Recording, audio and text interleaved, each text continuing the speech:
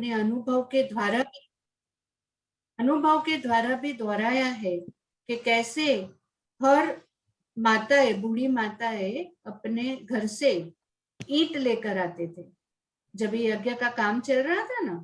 तो ऐसी बहुत सारी है ना कहानियां हमें पता चली जब भी हम यज्ञ की हिस्ट्री भी पढ़ रहे थे कि ऐसी बूढ़ी माताएं बहुत सारी है ना एक एक ईंट लेकर आती थी और कहती थी कि बाबा ये हमारी भी ईंट लगा दो। तो बाबा कहते हैं ना कि माताएं कितनी भोली है। तो सही में माताएं इतनी भोली होती है ना। साथ साथ में बहुत बार बाबा ने कहा कि कामधेनु है, गाय। कामधेनु का स्वरूप क्या बताया? गाय। तो बहुत सारी माताएं अपने घर से गाय लेकर आती थी। तो बहुत सारी यज्ञ की जो हिस्ट्री है उसमें अगर आप टाइम निकाल कर पढ़ोगे, जैसे अपनी भाग्य विधाता बुक है और फिर आदि रतन है या फिर प्रभु प्रेम के परवाने हैं, ये बहुत सारी आजकल ई बुक भी अवेलेबल है इंटरनेट पे। ऐसा जरूरी नहीं कि आपके पास बुक होनी चाहिए, पर जब भी हम वो हिस्ट्री को पढ़ते हैं तो हमें उस अनुभव में वो ले जाती है कि बाबा ने कितनी, और जो हमारे महारथी भाई बहनों हैं उन्होंने कितनी त्याग, तपस्या और सेवा की है। और हम तो गोल्डन माउथ इन स्पून में झूल रहे हैं, जैसे मैंने कल भी बताया था। तो बाबा कहते हैं कि थोड़ी देर पहले हमने एक होमवर्क लिया कि गॉडली स्टूडेंट और गॉड फादरली स्टूडेंट में क्या फर्क है। तो बाबा कहते हैं कि सबसे ऊंचे ते ऊंचा कृष्ण है और सभी मनुष्य में ऊंचे ते ऊंचा कृष्ण, क्योंकि कृष्ण क्या है? मनुष्य स्वरूप है ना। इसलिए बाबा कहते कृष्ण का नाम देते हैं, नारायण का क्यों नहीं? क्योंकि नारायण की बायोग्राफी तो कोई जानते ही नहीं। बाबा कहते कृष्ण है बालक, छोटेपन से बालक सतोप्रधान होता है, फिर बचपन से युवा, फिर वृद्ध अवस्था आती है। बच्चों की ही महिमा करते हैं क्योंकि पवित्र है ना। बालक ब्रह्म ज्ञानी समान कहते हैं, बच्चे से कोई पाप नहीं होता। तो कृष्ण भी छोटा बच्चा होने के कारण नंबर 1 चला गया। बाबा कहते उनका बर्थडे भी मनाते हैं और फिर कृष्ण को द्वापर में दिखा दिया है। यह सब बात बाप बैठ समझाते हैं। सिवाय तुम ब्राह्मणों के दुनिया में ऐसा कोई नहीं होगा जिसे यह सब बातें पता होगी। कितने नशे की बात है ना। बाबा कहते ये सब बातें हमें पता है कि कृष्ण कौन है, नारायण कौन है, सब हमें ही पता पड़ता है। तुम ब्राह्मण हो ईश्वरीय संतान। क्या कहा? तुम ब्राह्मण हो ईश्वरीय संतान। सतयुग में ईश्वरीय संतान नहीं कहेंगे, ईश्वर से जरूर स्वर्ग की प्राप्ति होगी।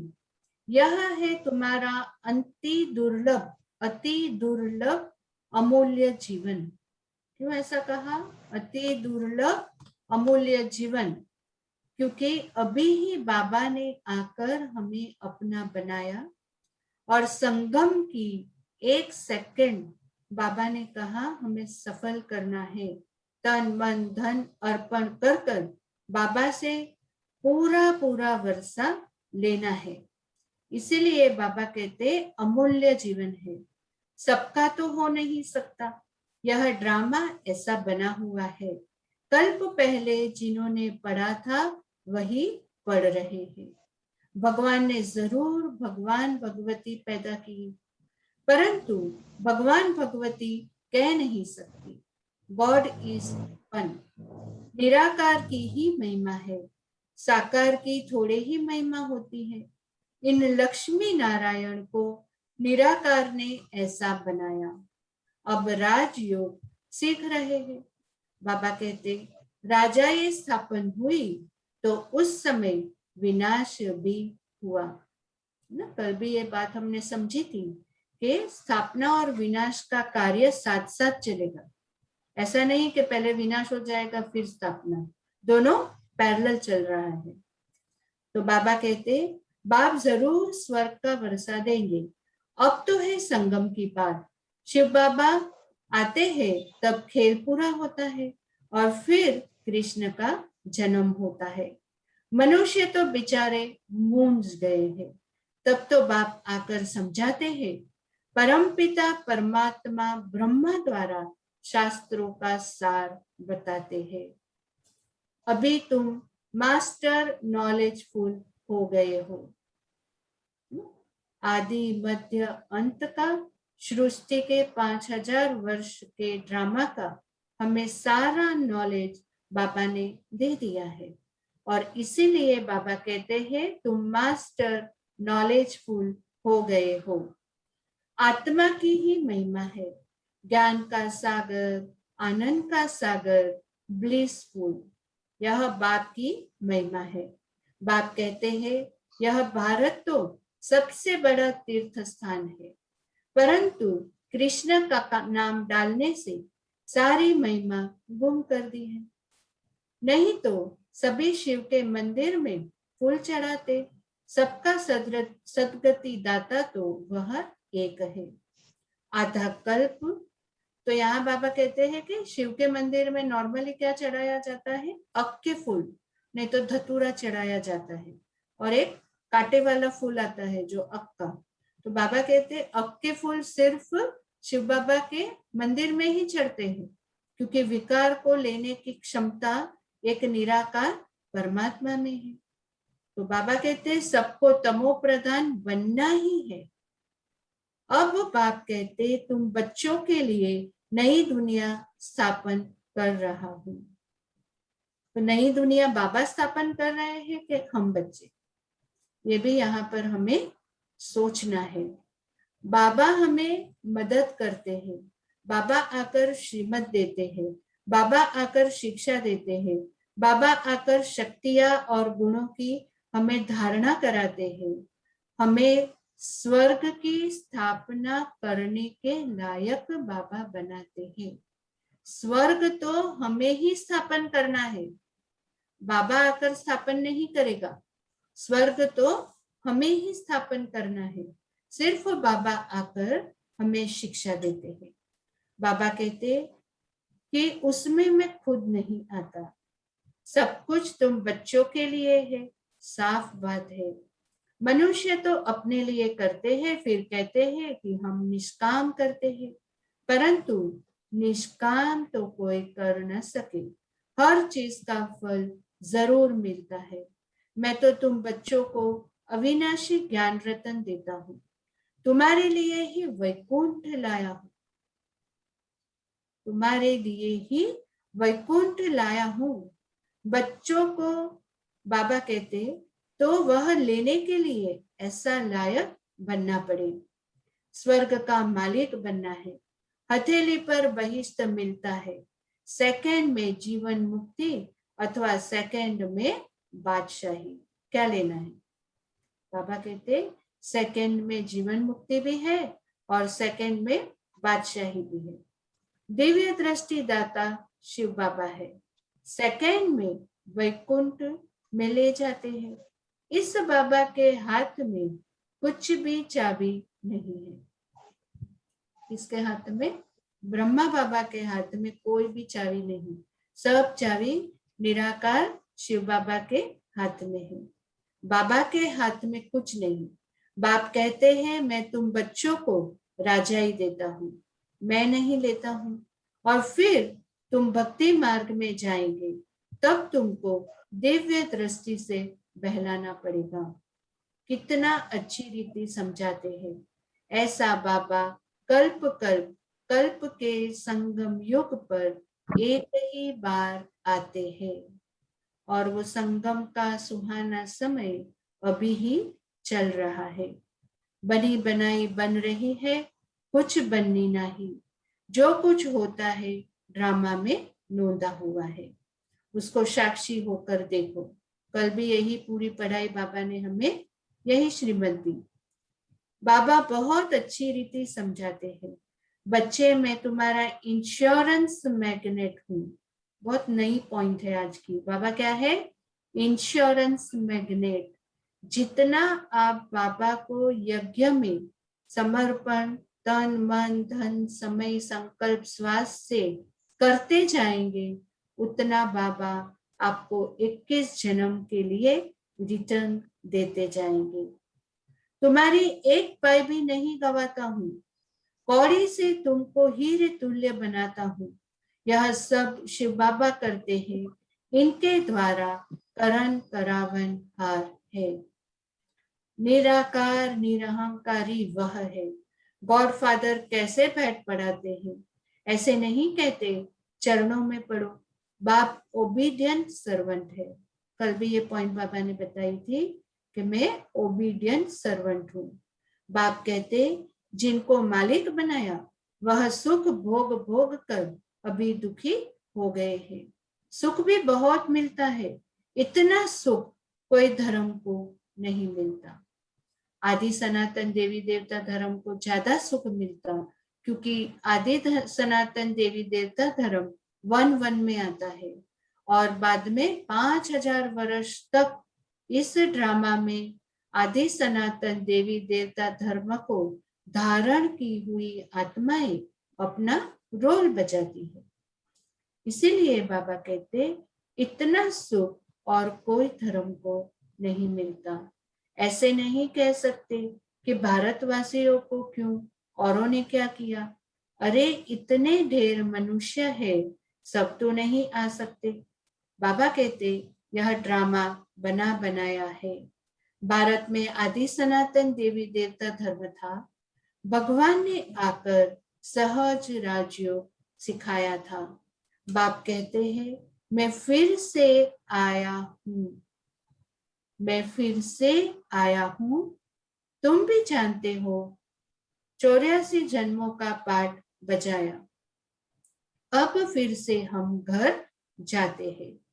यह बहुत पुराना चोला हो गया।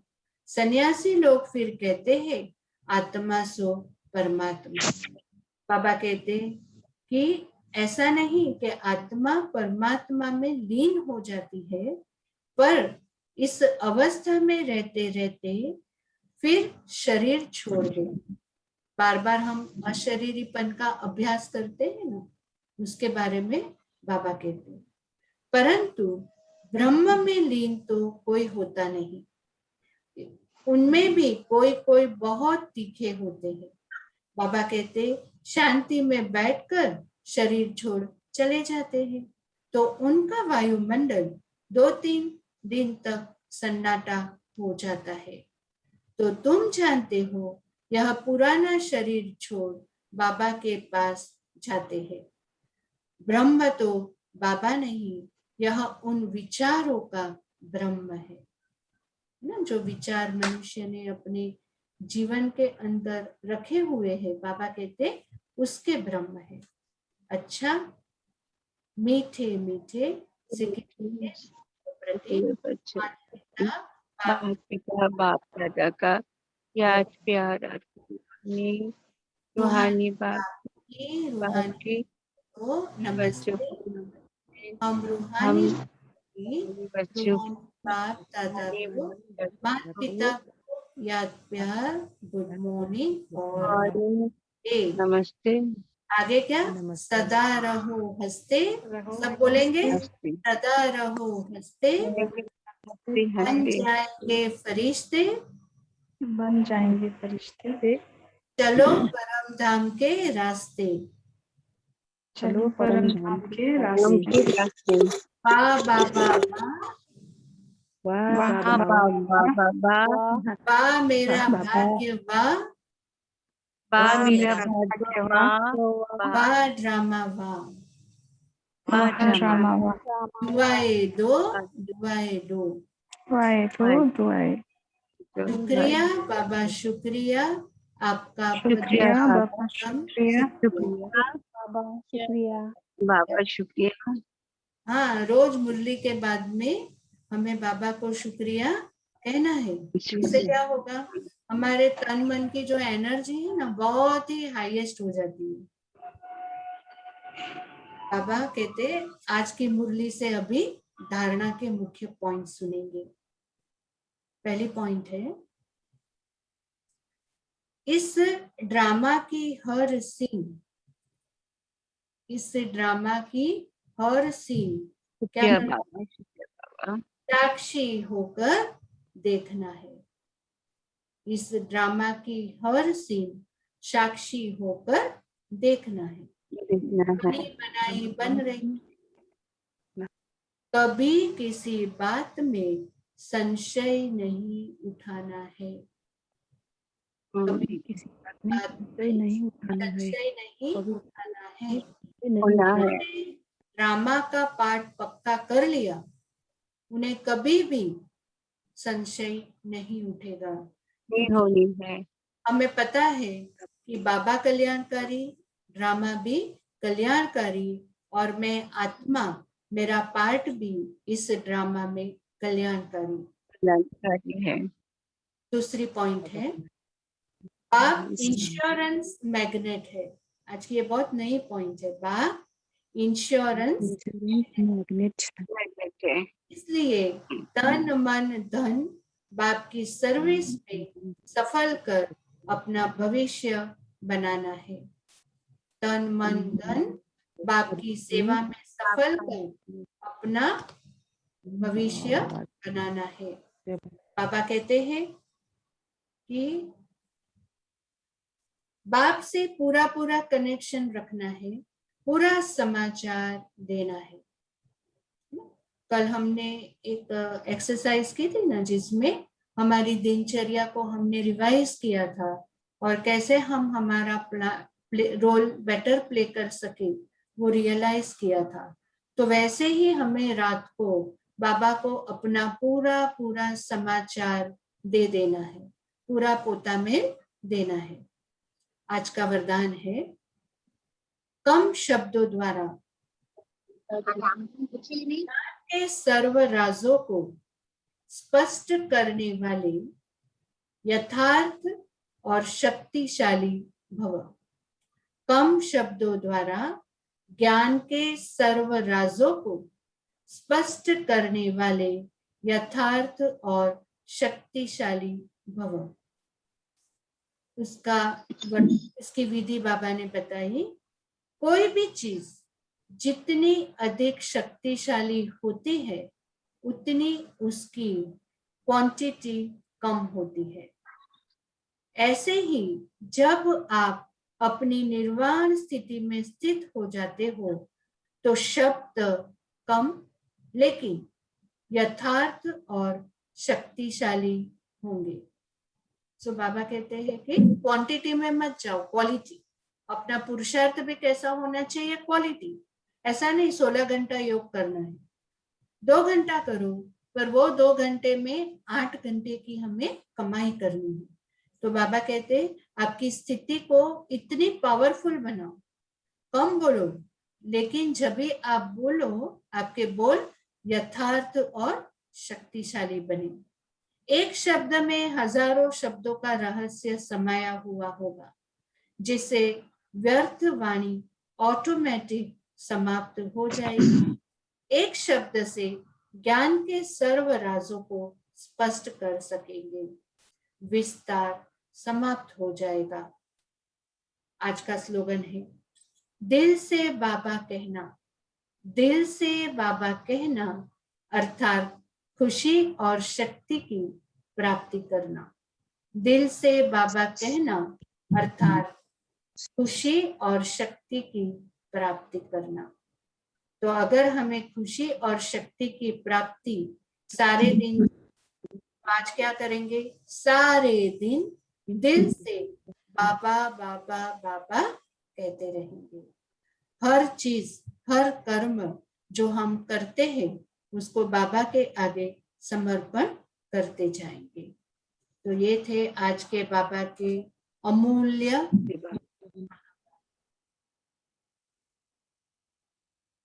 ओम शांति। ओम शांति। ओम आज मैं ये शांति। Thank you. ओम शांति।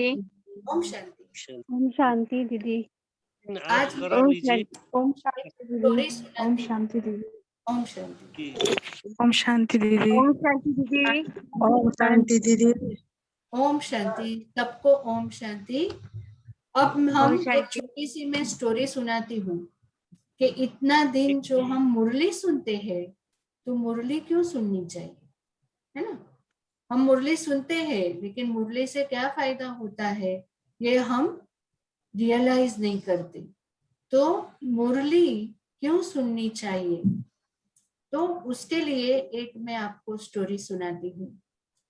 एक बार एक बच्चा और उसके दादाजी रहते थे। उनका बहुत बड़ा गांव में घर था और दादाजी क्या करते थे, रोज सुबह 4 साढ़े 4 बजे उठ जाते थे और कुछ ना कुछ बुक्स पढ़ते रहते थे। तो बच्चे ने सोचा कि ये दादाजी रोज ये क्या पढ़ते हैं सुबह उठकर, इतना जल्दी उठकर।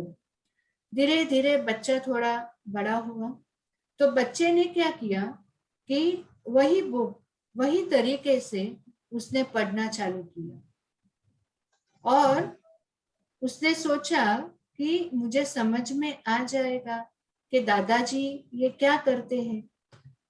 तो उसने वो थोड़े दिन वो सेम दिनचर्या दादा के जैसे अनुकरण किया, लेकिन उसको पल्ले कुछ नहीं पड़ा, उसके मन और बुद्धि में कुछ नहीं गया। तो उसको बहुत आश्चर्य हुआ कि मैं तो यही कर रहा हूँ जो दादाजी कर रहे हैं, तो उससे रहा नहीं गया।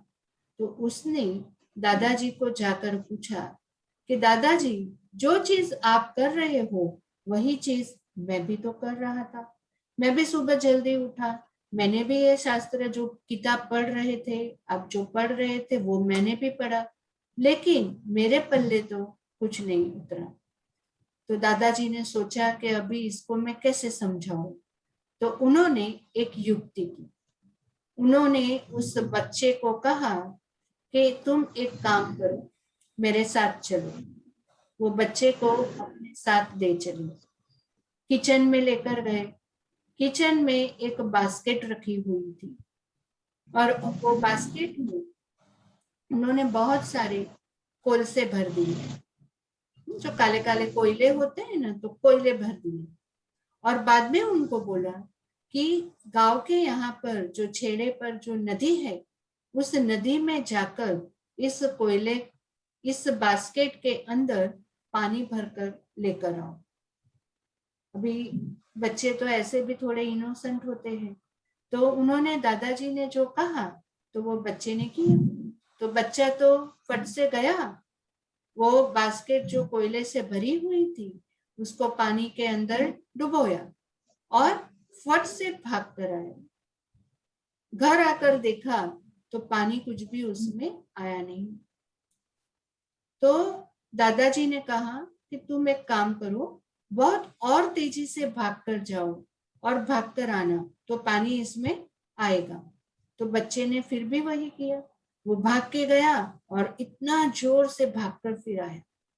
फिर थोड़ा कुछ पानी उसमें बचा, लेकिन फिर भी बास्केट में पानी नहीं था। ऐसी एक्सरसाइज उसने 5-6 बार की और फिर थोड़े टाइम के बाद बच्चे को ध्यान आया कि ये बास्केट में पानी कैसे आएगा। तो उन्होंने दादाजी को कहा कि दादाजी, बास्केट में पानी कैसे आ सकता है, इसके लिए तो बकेट चाहिए। तो दादाजी ने उसको उत्तर दिया कि यही तो मैं तुम्हें समझा रहा हूँ कि जब भी तुम ये कोयले भरी थैली को, बास्केट को ले जाकर पानी में डुबोते रहे, तो तुमने ये तो देखा कि इसमें पानी नहीं आ रहा, लेकिन तुमने ये नहीं महसूस किया कि कोयला डालने से वो बास्केट का जो आजू बाजू का पोर्शन था जो काला हो गया था वो साफ हो रहा था।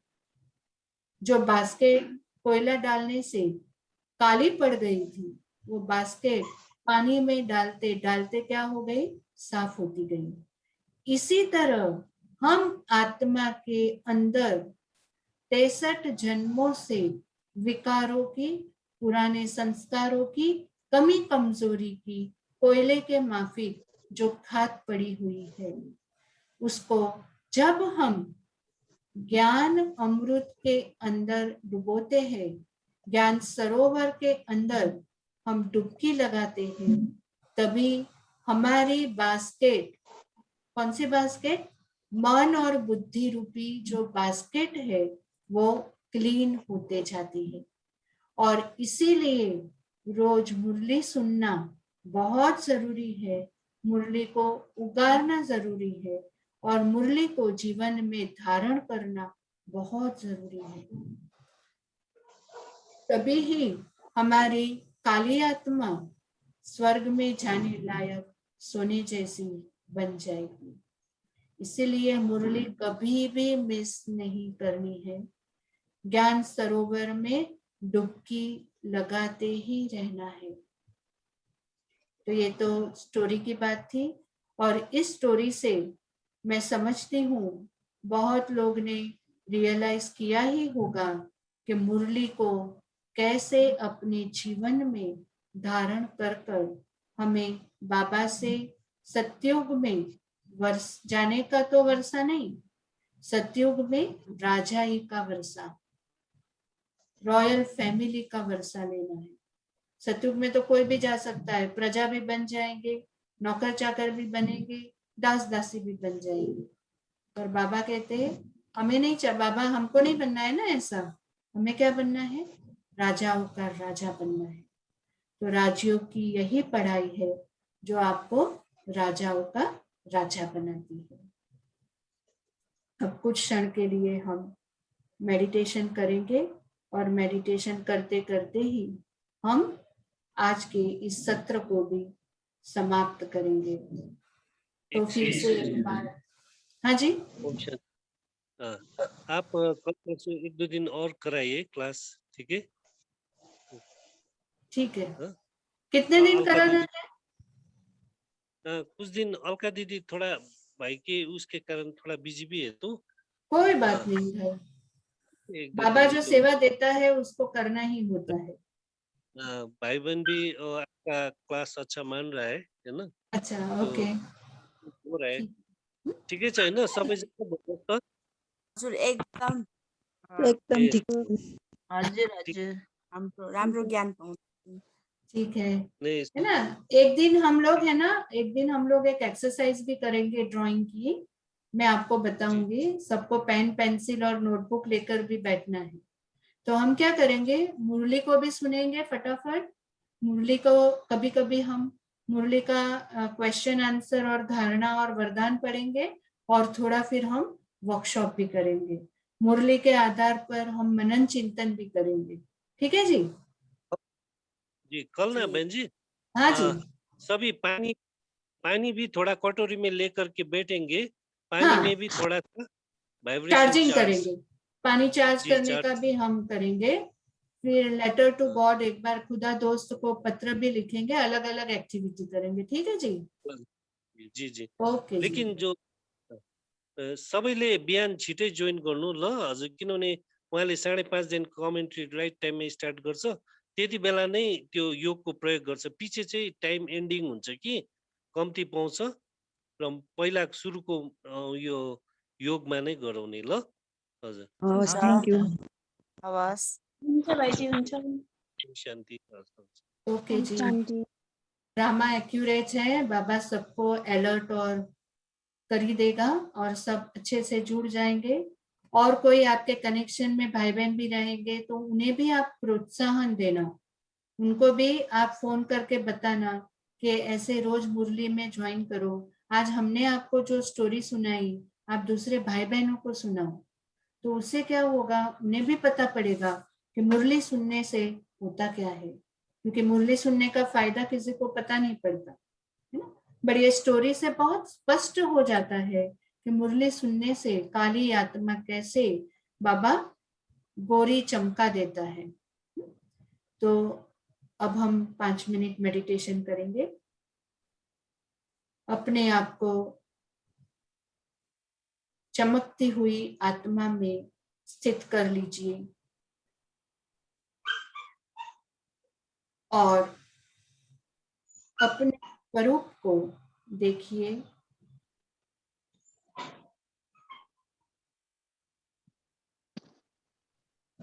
प्रकाशमयी,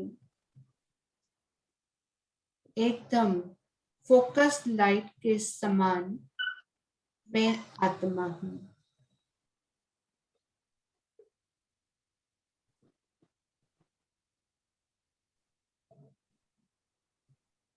अपने इस चमकते हुए स्वरूप को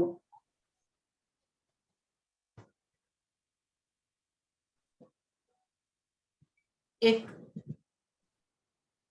फोकस लाइट जैसे बंद और चालू होती है, जैसे सितारा चमकता है, वैसे उसको महसूस करिए। मुझे आत्मा में ज्ञान समाया हुआ है। मैं आत्मा शांत स्वरूप हूं। मैं आत्मा शक्ति स्वरूप हूं। मैं आत्मा आनंद स्वरूप हूं। मैं आत्मा पवित्र स्वरूप हूं। मुझ में ही गुण और शक्तियां भरी हुई है और कुछ क्षण इसी अनुभूति में हम रहेंगे।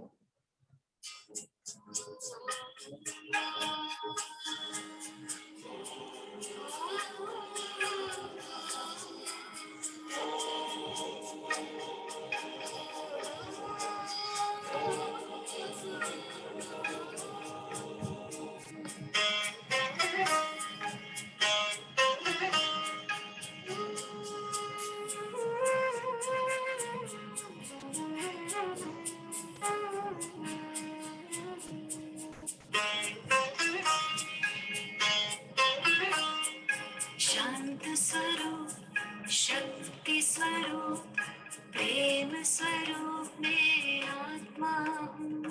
पवित्र स्वरूप, सुख स्वरूप, आनंद रूप मैं आत्मा हूँ। आत्मा हूँ। निराकार की मैं पहचान, बिंदु स्वरूप में आत्मा हूँ। परम पिता की मैं संतान, ज्योति स्वरूप में आत्मा हूँ।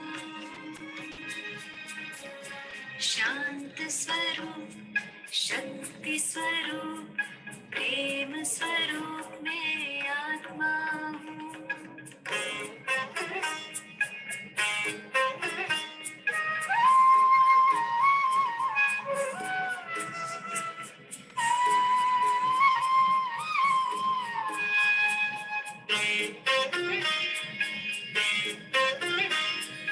दीप में जैसे ज्योति है, सीप में जैसे मोती है, अंबर में जैसे तारे, फूलों में खुशबू होती है, भ्रिकुटी बीच में विराजमान रूप।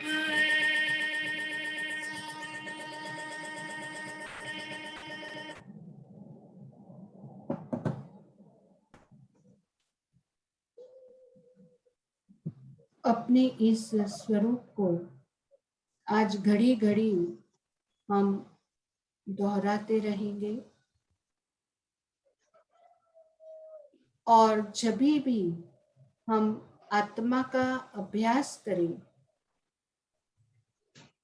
हम मनसा शकाश भी आज देते रहेंगे। ओम शांति।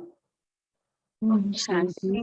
ओम शांति। ओम ओम शांति। दीदी, ओम शांति। बाई। मिलेंगे कल थैंक से। यू दीदी। बाबा, थैंक यू दीदी। Thank you. ओम शांति दीदी। ओम शांति जी। ओम शांति।